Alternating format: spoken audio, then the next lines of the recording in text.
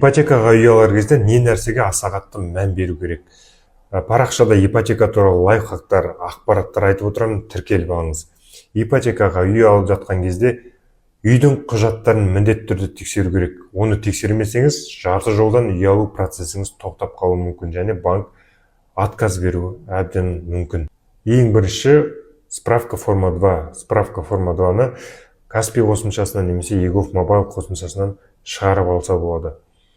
Соны шығарып алып, қалған документтерді тексересіз. Қалған документтер договор купли-продажа, оригинал міндетті түрде болу керек.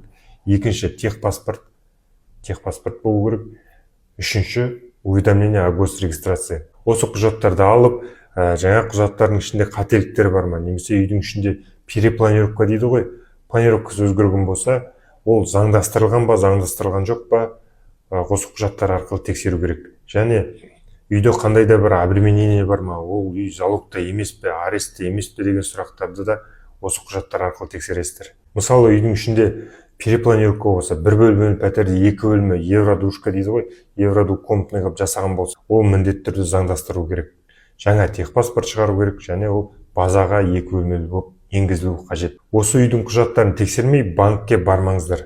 Видео пайдалы болса, таныс туыстарға барлығына жіберіп қойыңыздар. Мүмкін бір танысыңыз үй алып жатқан кезде осы видеоның көмегі тиіп қалады. Жақсы, ағайын, сәттілік.